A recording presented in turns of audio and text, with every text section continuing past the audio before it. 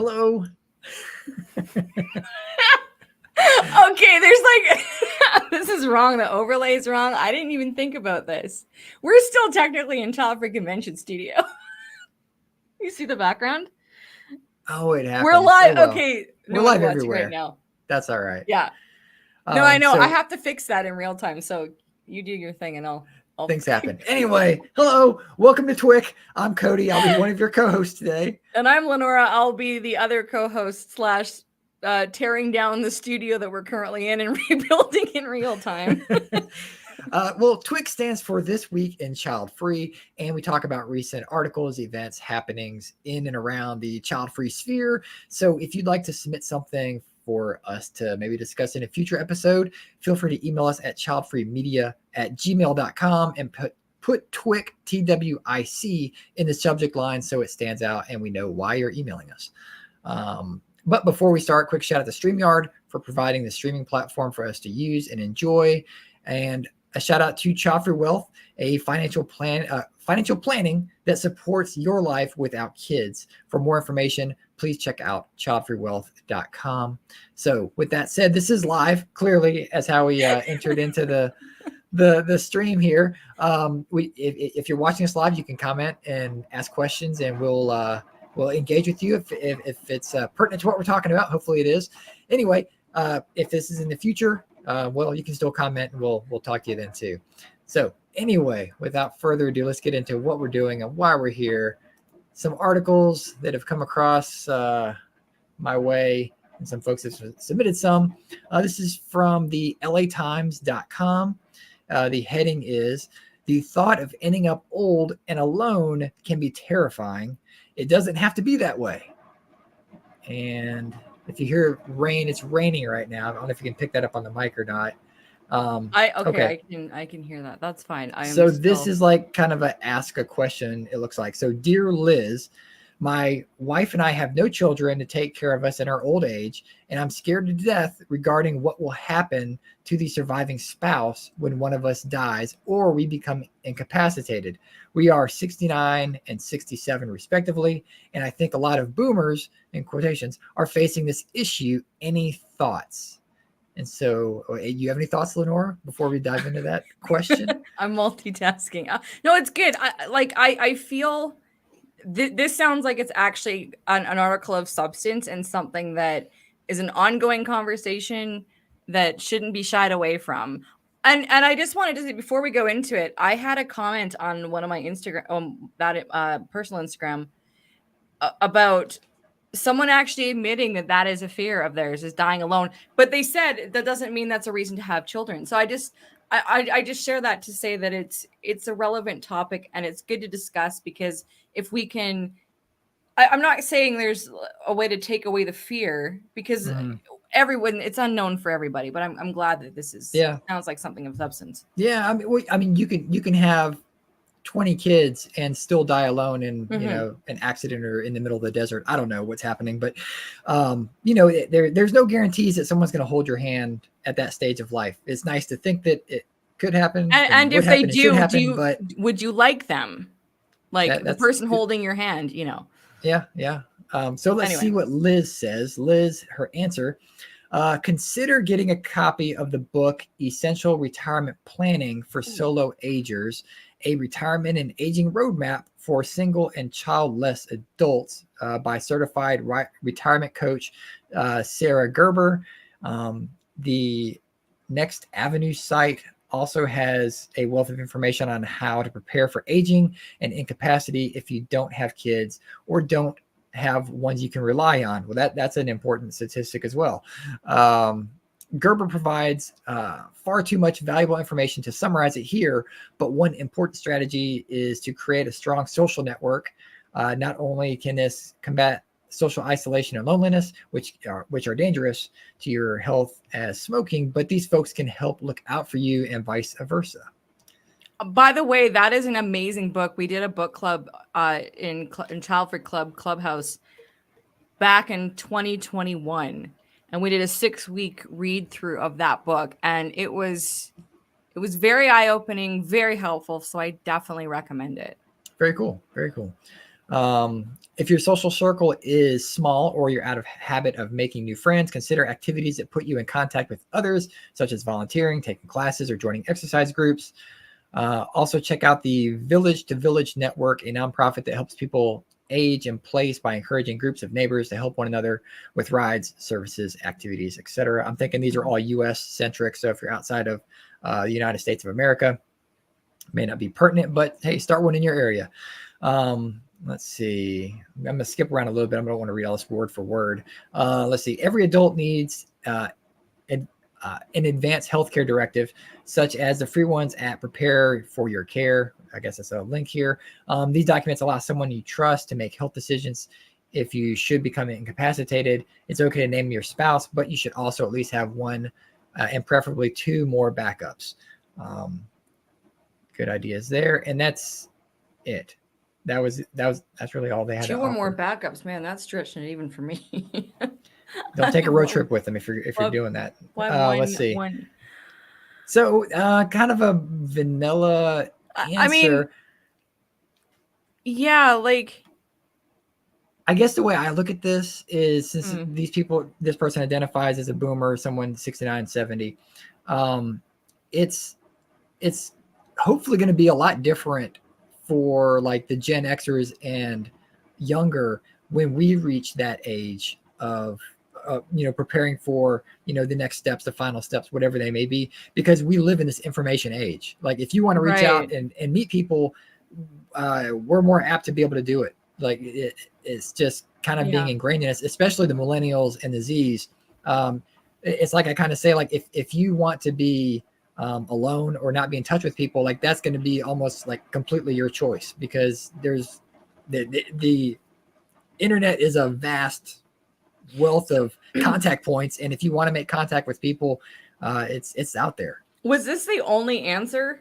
That was the only answer that it really gave. Yeah, I skipped a paragraph, honestly, but it seems.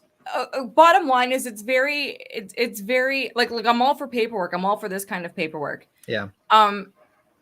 But it doesn't quite answer the emotional aspect of it. Yeah. That's how, like, for me, it's very what's the word? Not clinical, but it's kind of it's like, okay, there's a legal aspect, there's the stuff that, like, that is important, because otherwise, depending on your local laws, they're going to assign who your next of kin to take care of you, all that good stuff, if you should you need it. But there's the emotional aspect, and that's the thing. Like, part of the challenge of talking about this subject as child-free people is, like, we get the knee-jerk reaction to, well, sure, you can have a nurse, you can have hospice care, whatever, but they're not going to care for you. Again, we have the millions of stories of people who are supposed to care for you, who just throw you into a retirement home type of thing. So again, kids are not necessarily, or even blood relatives are not necessarily going to guaranteed to provide you with the emotional care of it. But like you said, like the social circle, well, I mean, they say that at the beginning. It's just, it's, I feel like it's written by someone that really doesn't know. Well, yeah, like, or truly understand like the child-free community, because I do think that we are evolving with time as well. Yeah. Like again, these like safety nets in place for us, the contacts that child-free people can make on social media and have kind of a buddy check system, and maybe two people meet two men, two women, whatever, they're across the country from each other, and they each are married and have spouses, and each one of the spouses dies and now they're by themselves. They might literally like just buddy up and move into the same house or the same retirement community together. Who knows? Like, but I think the next gen is going to be more apt to like try something different versus just wheel me into the old folks home and there we go. I'm really curious if AI is playing a part in these discussions in elder care and anyone that works in that industry. Like, as far as, I mean, I'm talking more the physical aspect of it, like, ride share, stuff like that, the emotional component. Well, that's different, but I'm really curious as to, because again, like these are people if they're already in their late 60s, early 70s. So that's they're dealing with that now. Our generation, because we're in our 40s, our generation, it's going to be really curious to see how solutions or what solutions appear. And Yeah. hopefully it's because there are more child-free people in those spaces developing solutions. I'm hoping that the child-free people, whether they belong to the online community or not, I kind of Mhm. hope that it spurs some ideas amongst us to develop, and not just from a North American perspective either. So. Yeah. Well, and it kind of goes into what we talk about as well, often in the child-free communities, where I don't know their situation. It just says they don't have kids. It doesn't say why or Right. Yeah. how. So I mean, this could very well be childless. They may be childless, and it's, to me, it is a little bit of a different mindset of planning for that future. With child-free people, we definitely plan on who's going to take care of us, how we're going to take care of ourselves in the future. So again, like, I think by the time I'm 69, 70, like, yeah, I'm not going to be worried about this question. Like, dear Liz, don't worry, I'm not going to write you. And t.w.i.c should be running on its own by this point. Well, the AI will have taken it over. You'll have, they'll be hosting the convention for us, so we won't have to moderate anymore. It'll be an AI version of us. It'll have all of our voice and mannerisms, and perfect. We can just forever do we need to get on that, and we need to copyright that, and we need to just we have to have the AI for LeNora and Cody needs to evolve with time. But to the future AI overlords, I do not give you permission to utilize my likeness without my permission or my voice, whatever. An extraordinary payment. Yeah. That goes for me too. All right, so next up, we've got Upworthy.com. Let's see. Childless people over 50 are honestly reflecting on whether they made the right decision. I feel like AI got on board with this topic and just spit out a bunch of articles. I don't know. Let's see. Oh, spoiler alert. In little headings, it says they're totally fine with it, and that's the difference. Like, but it's saying childless. I think they might mean child free. Right. We'll find out. And this is something where, did we ask? Okay, by the way, if anyone isn't familiar, we also hosted the Child Free Convention. People have been referring to us as hosts, which I really like. We use moderators, but I like the hosting aspect. I never thought of that. But did we ask this question? We asked this question to the Child Free and Childless Alliance panel, but I don't. About the media, did we not? It's kind of a blur now, but did we ask how? I think we did. Okay. Yeah. All right. Yeah, I think we did. Like how it's perceived if they when they see a childless article, they're fine with it, but it's not relevant to the child free. I mean, well, right here, for people who decide not to have children. So this is child free, not childless. So Upworthy, Todd Perry, it should say child free, but no hate. Thanks for writing the article. At least it's something. So the article goes on to say people who decide not to have children are often unfairly judged by those who choose a different life path. People with children can be especially judgmental to women who've decided to opt out of motherhood. In quotation marks, "You'll regret it" is one of the most common phrases lobbed at those who choose to remain childless. That's child free. But anyway, I'm adding that in because I used the term childless again. So why do people think they'll have such awful regrets? Because they often say they'll wind up lonely and sad when they're older. They also say that life without children is without purpose, and that when the childless get older, again, they mean child free, they'll have no one to take care of them. One of the most patronizing critiques thrown at childless women, again, child free women, is they will never feel complete, in quotation marks, feel complete unless they have a child. I'm going to scroll a little bit here and just kind of see what else they dive into. Studies have shown that some people regret being, again, I'm going to say change childless to child free because it's not making sense as I read it.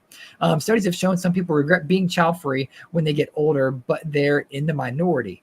An Australian researcher found that a quarter of, and now they're saying child free women, with a hyphen. I'm so confused. Oh, goodness. Okay.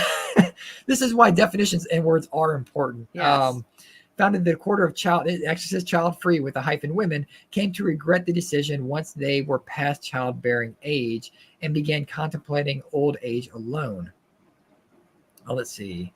People revealed the reasons they've decided to be childless. I don't even know what the person means by childless at this point, but we'll find out. In an article in the Upshot, the top answers were the desire for more leisure time, the need to find a partner, the inability to afford childcare. I mean, they're making it sound like like you should just bypass those 3 reasons. Like don't worry about your personal time and your mental health space. Don't worry about finding a partner who's going to be in a loving relationship with you and help raise a child. Exactly. And who cares if it costs a lot of money? Like that's the thing. That's pronatalism. That's exactly what it is. It's always been like that, though. It's selfish because and again, this is towards women primarily, not men. Yeah. It's that, you dare put your needs first, like your need to be able to pay for said child. Yeah. It's fascinating because, and actually we had a parent on and during the convention who shared this about having to have the children live with other family members for a time. So there are parents that have to make those decisions to, find other care for their kids, not just during the day, but for a while, so that they can get their bearings together and, dealing with that, whatever guilt or whatever is thrown at them, which is unfair, to a point. It's just, but again, nobody exactly. But nobody cares unless you have a child and then they do nothing to, or pronatalism and as a byproduct, some particular people don't care about the quality of life for the parents or the children as long as they exist. Yeah. We as the Childfree don't get any social credit for considering the options and the others out there. But do you want social credit? I mean, this is speaking for yourself. No, not really. I don't care. But it bothers me for the sense of the community as a whole, not so much me as an individual and myself. So because I'm not like necessarily challenged on a daily basis for being child free, where there are people that are literally challenged going to work every day and made to feel less than because they don't have kids. Right. That's where I think that social credit needs to be given some weight to. Yeah. So it looks like they scrape Reddit here for some. I'm thinking this might be a little AI assisted. Who knows? See, Reddit user asked a quote unquote, they put serious question in quotation marks. Let's see what this leads into, about being childless to the Ask Reddit subforum, and received a lot of honest answers. They asked people over 50 that chose to be child free, do you regret your decision? Why not? The people responded were overwhelmingly happy with their decision to not have children. And these are, again, people that fit that demographic they're asking for, over 50, I'm assuming. A surprising number said they felt positive about their decision because they thought they'd be lousy parents. Others said they were happy to have been able to enjoy more free time than their friends and family members who had kids. Here are some responses. Why is that surprising? Yeah, I know. Asking as a child-free person. Let's see. I'm gonna skip over these. The number one heading is it says never had any desire, and then it goes into what they talked about. One says no desire, period. No regrets, period.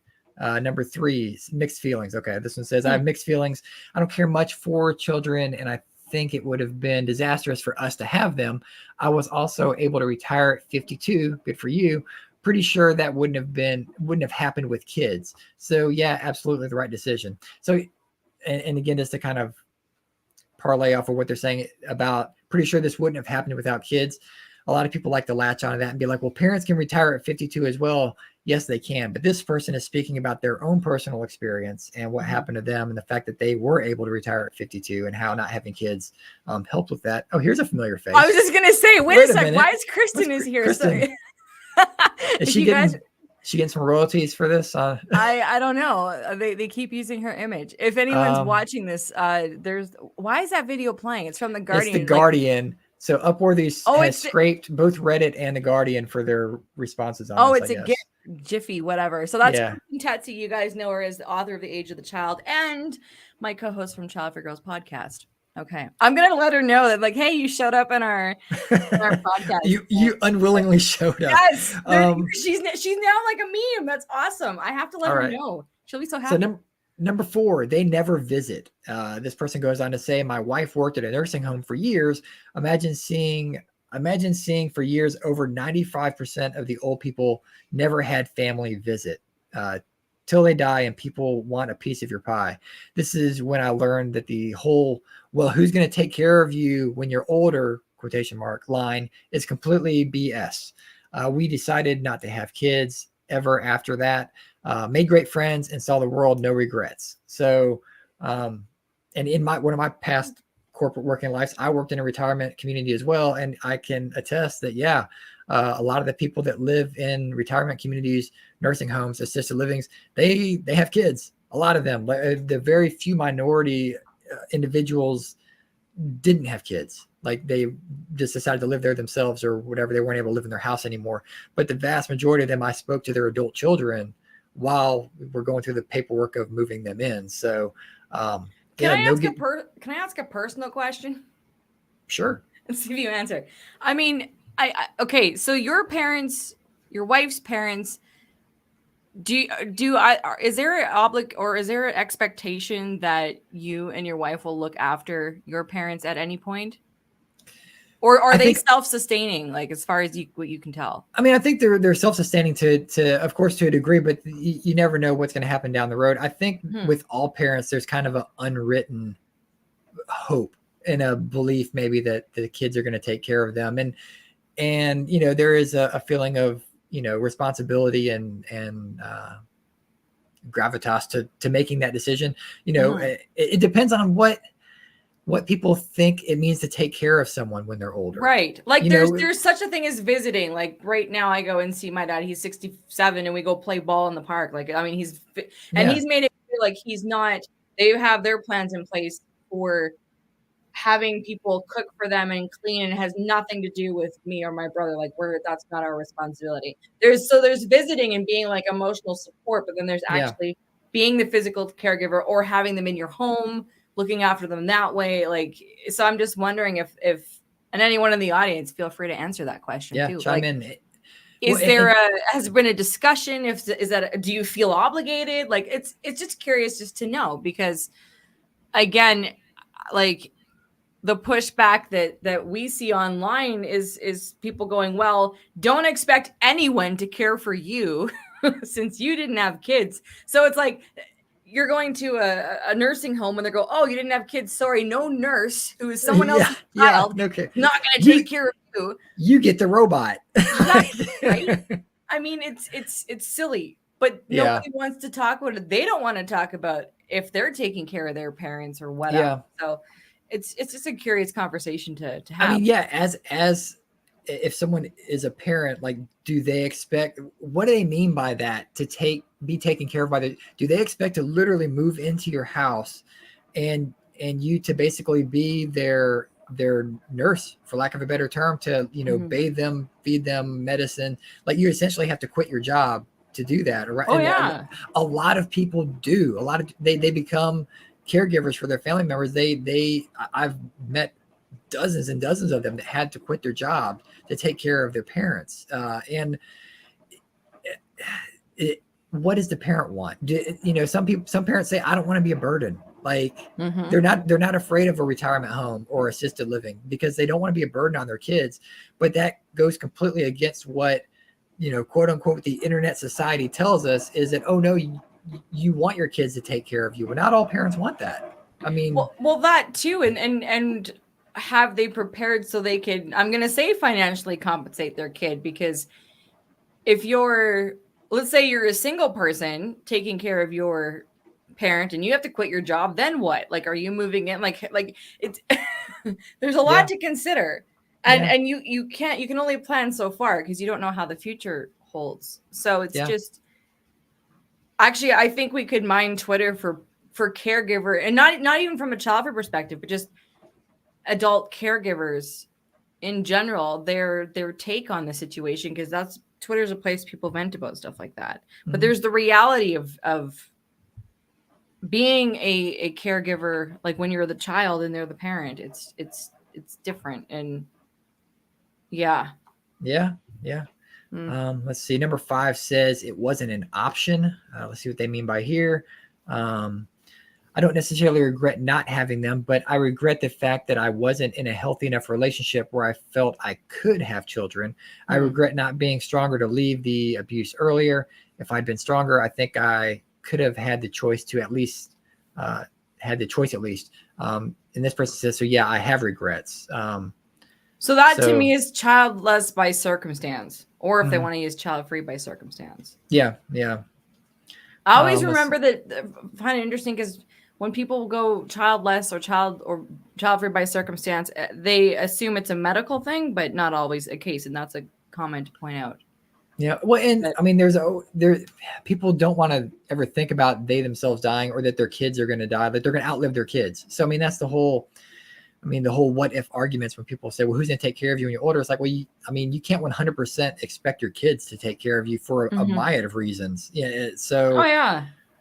And again, they might not like you. You might not like them. Yeah. Which I think was stated above. It's like, if they like you or if they want you. Number 6, grandkids are cooler. Don't know where this is going to go. Well, I can. Okay. I have a comment already on that. Go ahead. Okay. Let's see what it says. It says no, period. I knew what I was getting into when I agreed to marry my husband. He had 2 sons from his first marriage. Okay. And a vasectomy. He was worried because I was so young. Comparatively, he's 10 years older. I did think it over seriously and concluded that a life with him compared to a life without him, but with a baby didn't even have yet was what I can't read this. Am I not reading well today? Okay, let's see. I did think it was over seriously. You concluded that a life with him compared to a life without him, but perhaps exclamation mark with a baby I didn't ever have yet. It's just missing punctuation. Was what I wanted. It worked out for us. Okay, look, edit. So she's got bonus. She's got bonus grandkids. So this person would probably say that they're child free, but they married someone that has kids, and so she's got grandkids. 9 grandchildren. Look, and how many of them is she having to raise? That's my actual question. I want to know. Well, it says all the fun without the work of raising. So who knows? But that's a lucky situation because with that many grandkids, there's usually something that happens where the grandkids have to hang out more often than not. Like this is why, like, I won't get into a relationship with someone who has children, even if their kids are the children are adults, because those kids have kids. And then sometimes they go through hard times and need someone to look after. It's just all around. You have to think beyond just the original, like the first, or the next generation, because there's the next generation, right? So, I mean, but to be fair, as an aunt, kids are cooler when they're not directly yours. But here you go. And I've seen in real life where the step parent is not cared for by the children of the spouse when the spouse dies. Like, they're left alone. So again, there's no guarantee that these 9 grandkids are going to take care of this person if something happens to the husband. I don't know, but I'm just saying, like, I've seen that happen. Oh, and I don't know if that's typical, but I will say, because my brother and I have told our dad that if he goes before his wife, who is child-free by choice, like, we absolutely love her, and she would remain in our family. Like, again, she also does not, like, they've set themselves up so they're not relying on us as caregivers. But as far as the emotional support and, like, just being a part of the family, like, there's absolutely no way that if something happened to our dad, like, she would still be a part of our family. But so we happen to like her, and she's actually like a lovely person. So that has a lot to do with it too. So I think I've got a 2-word response whenever someone is like, well, who's going to take care of you when you're older? Just be like, family dynamics, because they're all different. Like, you can't just expect, like, it's family dynamics. Like, there's no guarantees out there for anybody, really. Nope. Let's see. Number 7, I'd be a bad parent. Let's see. Not one bit. I never believed that I would be a good parent. I have a short temper, and while I don't think I would have been physically abusive, my words and tone of voice would be harsh and very similar to the way of my own father. I wasn't happy growing up with that kind of parent, and I wouldn't want to subject a child to that kind of parenting. So again, like, to a person like that, or a child-free person in general that says, I don't feel like I would be a good parent, society still says, well, you never know. You never know. Like, or they don't, or they, I haven't seen anyone really give a good answer to that. yeah. Like, because there are people, or there are trolls, I guess trolls are people too, who go, oh, you know, it's good that, or you would be a lousy parent, so thank you for not passing on, blah, blah, blah. And they say it as a snide remark. And some people, you know, feel that they wouldn't be good parents. And rightly so. But I think it was Kristen who said that, you know, the bad parents are rarely self-aware and they have kids anyway. So I think the fact that a person is self-aware enough is an indication that they wouldn't be as bad of a parent as they would think. And that's not to talk them into having kids. Yeah. So. I mean, again, it kind of shines a light on that child-free people aren't given any credit for their self-awareness. Mm-hmm. Like, oh yeah, give us some credit here. Number 8, I'd rather be the cool and uncle. That's enough to be said there. Number 9, loneliness is underrated. Okay. 54 years old. I've lived the past 30 years alone. Presently, my dog and I are chilling in a nice hotel on a spur of the moment vacation.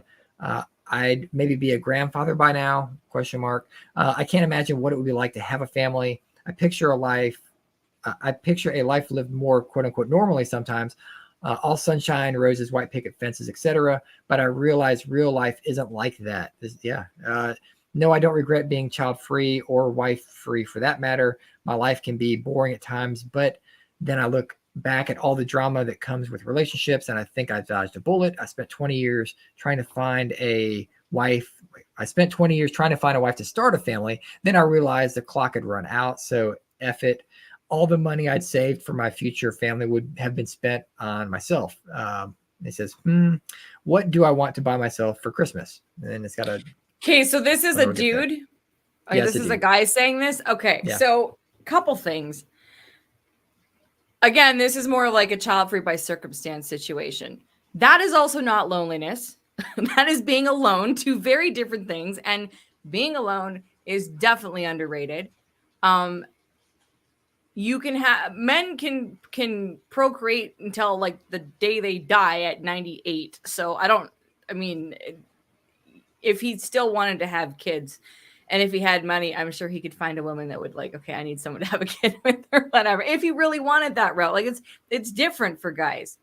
Again, and I'm not bingoing this person, but there's a couple plot holes I have with this thing. 20 years and this person's 70. The past 30 years. Oh, wow. Okay. Yeah, they spent 20 years trying to find a wife, which doesn't make sense that you started at the age of 1 or 4, I guess. So 20 years looking, and then let's say from 20 to 30 years alone. From 20, he did from 20 to 30, 20, no, 20 to 40, 20 to 40. Yeah. But look, okay, not knocking men.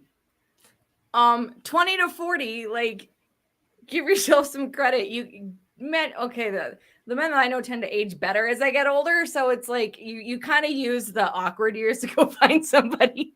He's only 54. He could find somebody now. Again, not saying he should have children. Thank you, Melinda. Al Pacino at 70 something with a new baby. You know, and when it comes to guys, like he still could find somebody in another 20 years. Like and still have a child. Oh yeah. There's you could. Yeah. Honestly, it's stuff like that. Like, look, I'm really being super. There? I'm not reading all. Okay, I'm being super nitpicky when it comes to that particular thing because it's not quite like there's a little more to it than that. He's a guy. He's only 54. He can still procreate and doesn't have to do a bulk of like the heavy lifting, really, you know? So anyway, is there no diaper I'm saying hit the numbers up. So number 10, no diaper changes and no regrets. Great. Number 11, zero desire. Again, we understand what that means. Number 12, dink, dual income, no kids, great lifestyle. 13 is some regrets. So over 50 and child free with a space. My only regret is that my wife would have been a great mother, and sometimes I feel like I deprived her of that, even though we both agreed we didn't want kids. Then why do you feel like you deprived your wife of kids if she didn't want kids either? That sounds weird. But Well, so okay, I think the rest of sometimes, it'll answer. maybe sometimes I wonder if I pushed her into that decision. Okay, she works with the elderly every day and sees a lot of lonely folks, so it gets to her sometimes. And I was always afraid I'd screw up the parenting thing, so I was never really interested in the idea. I'm a loner by nature, though. So I mean, this is that's a good thought. That's a really good thought. I feel too like part of the conversation that's missing, and this is something we could consider for 2024 convention is self-actualizing as an older person. I Mhm. think this is something that was addressed in our very first convention back in 2021 when we did the child free 50 and over panel, and it was Lizette who had said, she described herself as like a self-actualizing person, and that she was, interested in herself, and just the way she worded it, I never forgot that, because I feel like it's one thing when we're in our 20s, 30s, and 40s, and life is happening rather rapidly, and we still have our careers or still trying to figure that stuff out. But I know we have people of various ages on panels that we've talked about, but I think to narrow it down to the concept of self-actualizing, because previous generations, and I'll think of even my grandparents, that just wasn't the conversation. It was just this assumption everyone lives this way, and I'm speaking from a Canadian perspective here. Here's a couple options, but yeah, I mean, I do have a great aunt who's 96, and until recently, she was living alone, still active in curling and on boards, and she's still on social media, and she's still interested in, even like she likes all the child-free stuff that I post on my personal Facebook page. So, I mean, I just feel like, and I honestly live in a city where I see people of like elderly people out about living, still driving, and that's their full intention, is to live that way. Mhm. And that's inspiring. I just think, again, this conversation of what elderly means is misguided, and we don't have enough conversation about self-actualizing, because you don't have to be put out to pasture, Yeah. and not everyone's gonna have, I mean, there's other factors to consider, but generally I think, I the more we can highlight how to, well, just be a friend to yourself. But again, that doesn't mean you're not going to have people. It's just Mhm. stupid assumptions. Anyway. Yeah. Yeah. All right. Let's go to the next one here. This is from scmp.com, which is, what does that stand for? South China something. Oh, well, maybe it'll get into it.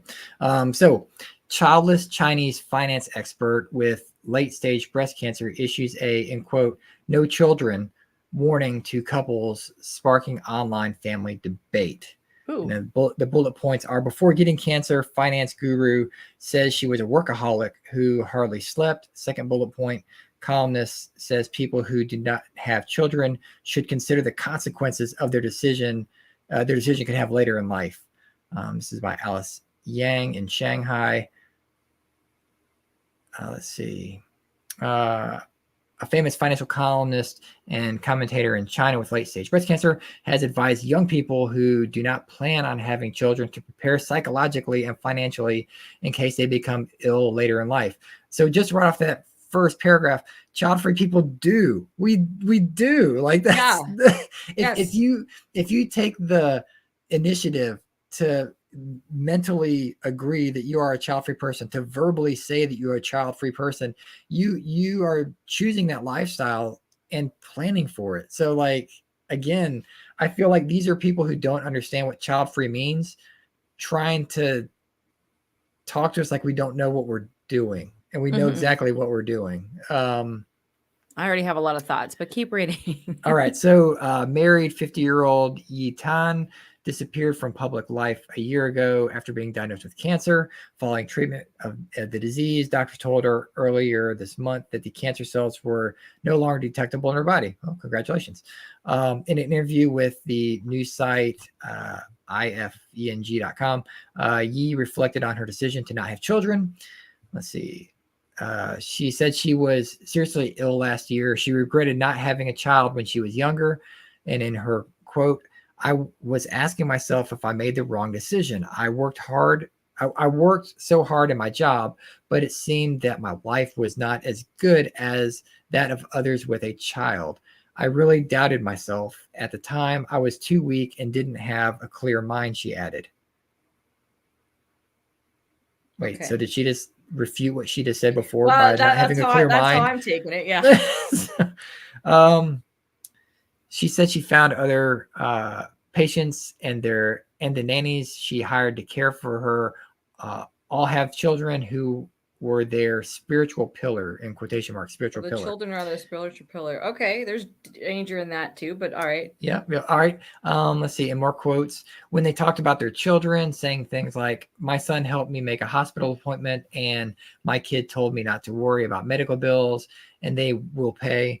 Their eyes gleamed and they smiled merrily. Let's see. Eventually, she said she found a way to ease her conflicted feelings. And Yi goes on to say, I can seek other spiritual support like Buddhism. Finally, I realized that life without a child is not necessarily bad. So that kind of goes, does that go against the heading? I felt like they were going to try to lean this in another direction, but so she seems okay with not having kids. Let's see, any more quotes. All of my happiness comes from my work. If you made me responsible for a child for a long time and dealt with his or her trivial matters every day, it would not be acceptable to me. So if I were a mother, I would not be a responsible mother in other people's eyes. So interesting. Again, Okay. When you age and you are sick, no one looks after you by your bedside. What's more, you do not have much money. What can you do then? Many people will regret having no children, she says. So for those who choose to have no child, I suggest you prepare psychologically for the future pressures from the people around you and yourself. Another preparation you should make is to have enough savings in the bank. I mean, hello, go watch Childfree Convention 2023 and 2022, and I think even 2021. We address a lot of this stuff. I'm gonna go to the last paragraph and see if it sums up anything here. Let's see. Is this the same person? I see quotation marks, but no name. Okay, this is, I think it's from other people. Yeah. It says, however, some people took a different view, and this is in a quotation mark. I am 60 years old. My wife and I have been DINK, D-I-N-K, dual income, no kid, for 33 years. We've never regretted it, and we are still happy, one person said. Let's see. Another person says, I work at an oncology department for a hospital. I see many elderly patients come here for medical treatment alone or accompanied by their partners. Very few children frequently visit their parents. They do not have much time. So the most important thing is money. Again, this is stuff we all have said and regurgitated over and over again. So interesting article. I didn't think it was going to take this direction, but it kind of reaffirms everything that we're saying. It's like, just prepare. Like if you're child free, you've prepared. And quite honestly, so my mom died when she was 47. So I was 22 and my brother was 19 when she passed. And leading up to there's 4 months that she was hospitalized before she died. And she was really ill. And the thing is I was working, I had a career. My brother was just out of high school, and so he was working. He postponed college because mom fell ill, and he was still living at home. I had moved out years before, but when people talk about that, and again, she died at 47, and it's just her attitude was like, my children need to have lives. Like I would make a point to visit her in the hospital as much as possible. She never wanted my brother to feel like he had to, because she understood, especially like the psychological aspect of having to visit a parent. Like, again, my brother's more sensitive, so he was, she was really protective of him and not making him feel like he had to be there because, so when people use that again, I think of my own experience with like losing a parent young, and just going like, say she had a child at 50, like, you know, her kid could be 20 or it could be younger. It doesn't matter, because you're still like, when I think of myself as a 22-year-old, I was, you know, I had a music career. I was a violin teacher at that time and a performer. And it was weird because I was responsible for my life. I had a mother who was ill and who was clearly dying. So there was the, okay, I need to visit her. But I also have to, like, life is still going on. Like, life doesn't stop, right? My life doesn't stop. And it's when I think back to it, and it's been so many years now because I'm 40, but it's so strange that if someone, like, and mom never put pressure on us to be there. But good Lord, if there had been pressure, that, like, I had to go to grief counseling before she died, because you're going, wait a sec, like, how does this work? You know, your parent, you grow up expecting that eventually your parent will die, but not until you're older. Like, there's so many things happening, right? And we were never thrust into the caregiver role, but it really does mess with you when you're and when, if your kids are younger, like if you're younger, I don't know how anyone could really process that, to be honest. You know, and so if people are using this, this thing, and they're assuming that this is going to happen when they're in their 70s and 80s and their kids are adults, Yeah. not even thinking that their kids are going to be probably raising their own children, maybe going through financial crises, maybe lost it, like, who knows, maybe living in a completely different country. Like, it's just, people don't think, they don't understand. And I'm not saying this for people to stop having kids by any means, but I'm just saying, like, if that's your reason, what are you asking? Like, think about what you're asking another human being.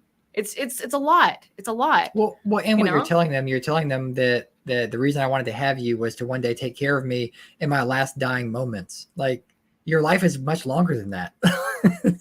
Yeah. And you don't know, like, again, using my mom as an example, was like her last dying moments were in the back of an ambulance. So, like, you know, technically she was still in the driveway of the family home. My brother was there, but she was in the back of an ambulance when she technically passed. So, like, and I share this specifically, and I will say I have said this exact thing to trolls on my Instagram page when I'm in the mood.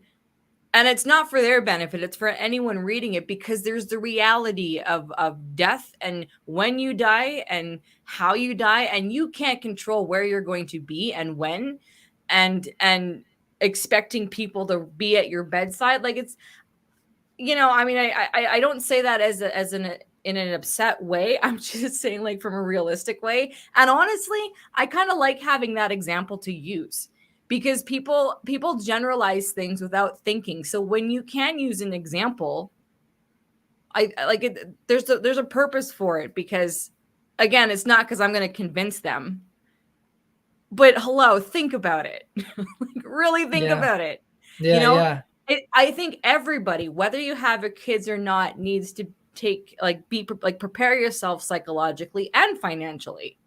So then, if the beautiful surrounding that you really want happens, great. If it doesn't happen, you're also okay. That's what's ultimately important, is like how we are in our final days. Because I think about this a lot, like, not obsessively, but I'm okay with my mortality, and I, you know, I just visualize, like, just falling asleep and just not waking up one day. And the thought of having it a big production, and I'm a very theatrical person, but, you know, like, to be surrounded, like, I feel like let's just ease out. It's been a great life. I'm good. Check you later. You'll dress me up in my Dolce & Gabbana shoes with wigs, and I'll have a viewing, although I'm not going to have a funeral. That's in my will. But, you know, if I'm really famous by the time that happens, sure, give me a parade. But, like, honestly, everyone does need to think it a little bit further. And then you're not putting pressure on people to be there. Yeah. That was a very long soapbox moment. I think we have to end now. We can wrap it if you want to. That's fine. Well, we got 10 more minutes. We can go 10 more minutes. All right. Let's see what CBS News says. So it says, are you a dink? D-I-N-K. Do you want to come? No kids. More couples are choosing that lifestyle. So again, I don't know why the algorithm is just really latched on a dink. Maybe because it's just, I mean, number one, hashtag Dink, it's 4 letters. It's so easy to make a hashtag out of it. I think that's why it's so popular. Maybe. It's just easy to say. And again, asterisk here, Childfree people, we don't own the term Dink. Dual income, no kids. It means no kids. That could also mean no kids right now. Like, it's not, Correct. it's not child free. It's, but again, I don't think these people writing these articles are going to understand that necessarily either. So let's see what it gets into. All right. So, see, are you holding off on starting a family? So that's how it starts. But that, to me, what is that? To me, that reads holding off, meaning it's going to be it's inevitable, but right now you're not. That's how I read it. I don't know if you read it the same way. Yeah. So it says, are you holding off on starting a family? It says, well, you're not alone. The latest lifestyle trend, again, it's not a trend. It's not a movement. Like, it's people, you don't do it. Anyway, the latest lifestyle trend is that couples are seeking to have fewer financial responsibilities and more disposable income. Viral terms often make their way into our daily conversations and shape the way we express ourselves. One such term that has recently taken the internet by storm is Dink. Again, the term Dink has been around for decades, but whatever. Here we go. It dates back to the late 1980s or to the 1980s, but now it's making a comeback. Dink stands for dual income, no kids. So why are more couples choosing this route? Raising a child, this is in quotation marks, raising a child can be expensive and is a lifetime commitment for many people, says Dr. Irani of Towson University Regional Economic Studies Institute, chief economist. That's a lot of words in my mouth. So many people say, so many people may not feel they're responsible enough to do that. They want to enjoy life's experiences. That's such a flippant thing to say. So many people, this whole article is already done wrong as it is. They're responsible enough to do that. So like, I feel like I'm an extremely responsible person, extremely responsible, and I'm choosing not to have kids. So, it's these people, like this type of, sorry, not these people. It's this kind of response. These are the individuals that we do need to have discussions with at some point. Who wrote this? Amy Kawada, reach out to us. We're happy to speak with you and be interviewed by you or have you on Twitch. I have responded to media requests, and when I go a little different route, they never use them because first of all, we point out the facts that there is a lot more thought that goes into this. This is not a new trend, even if it's a quote unquote comeback. But I don't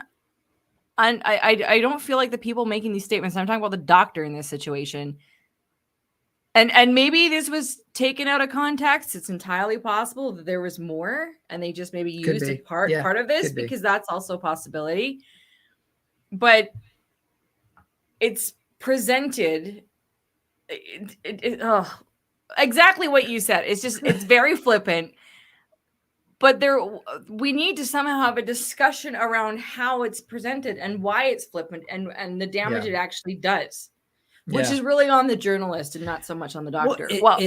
It doesn't help the conversation move forward. No. It's placing blame and shame on child-free people, but then that also inadvertently places a lot of pressure on parents. Like, it's being like, oh my God, I have to be so responsible. I have to do it. It's creating that pressure. Like, again, it's not a us versus them mentality. Like, we're all in this together.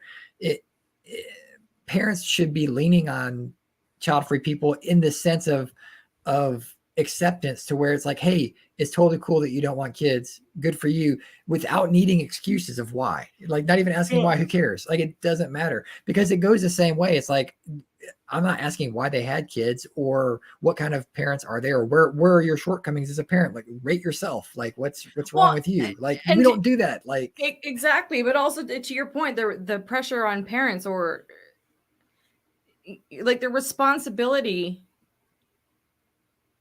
I don't know what the stats are in the US, but it's just, there are a lot of irresponsible people who've had children, who continue to have children. I would say at least one. There's at least one irresponsible person. because like, again, the motive for having children, and I'm going to be super harsh here, it's ridiculous. It's ridiculous. Like, you just read any kind of news outlet, whatever, there's going to be something that's happening and you're going, they should have never had children. But you can't put that into an article like that because there are children involved. So never are they saying, oh, this person was so irresponsible that they never should have had a child. It's those that have said, okay, this isn't for us. That's a lot of responsibility. And then these stupid flippant remarks come out. It's just, it's so backwards. And I wish Jen, Childfree Sister, were here right now because we'd plug her podcast, but she would have something to say in a way that can demonstrate much better than I can right now. If you like true crime, there you go. But it's, I think for me, is because I tend to go the tactful Canadian diplomatic route, and I won't quite say what I really want to say about this.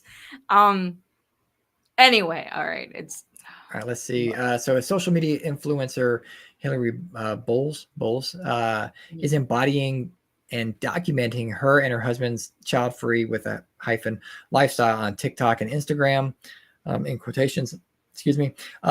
We're not ready for kids. We've taken our time. We're approaching our 30s. So like you have more money to travel and do all those things. And we're just enjoying that while we don't have kids, because we don't have kids, people. I'm getting there. Sorry. Because you can do that with kids, but it definitely changes things. So what I'm seeing here, it says child free with a hyphen. Is Hillary, are you and your spouse actually child free, or you just don't have kids right now? Because it sounds like that, like, while we don't have kids. So yeah, that's what I keyed into. I'm approaching 30s, and I hate here's the thing, we're not ready for kids. So that's right. The word ready right there. Yeah. So very different from being child free, as in we're not going to have children. But going back to my asterisk on the term dink, she and her husband are dinks. They don't have kids right now. It's like they can use that acronym and that hashtag all they want. And that's why it's, I believe, picked up so much steam, is because these people that you can call them kidless or childless and child free, all three of them are in dink. Like they're all three are there. And so do we have this term on the International Child Free Day website? Pardon us, audience. We're going to have a board meeting right now. Do we have, we didn't tackle this definition. I don't think we did. Right? Do you think we should?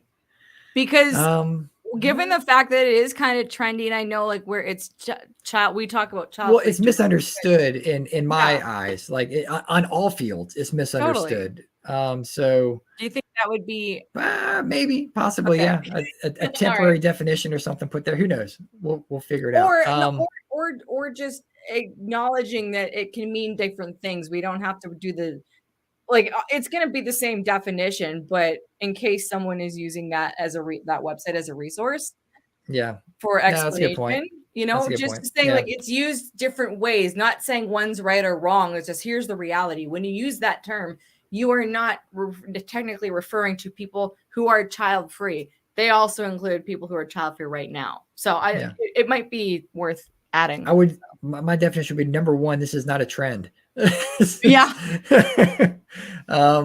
Okay, so let's see. It said others told WJZ they agree, in quotation marks. I fully support the dink phase. What? See? Okay, Baltimore resident Lucy Schultz said, I don't know why she would definitely want her name in here now, but I don't see the rush in it anymore with all the advances in medicine and medical treatment.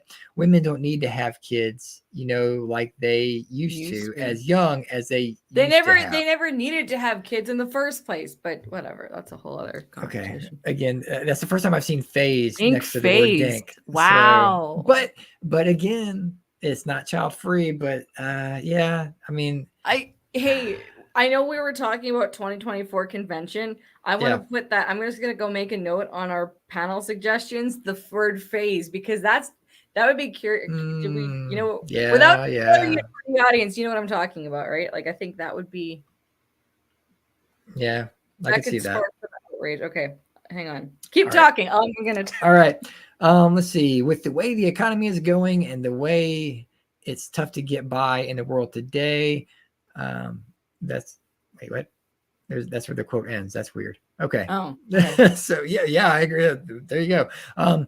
Let's see. Another person says, "I just like kids." That's not good, Brandon. You better say more. He says, "Yeah, I want all that jazz." What? Where do they? Hold on. Who wrote this article again? Is this the same one? Yeah, Amy. You need Wow. to reach out to us and have a conversation.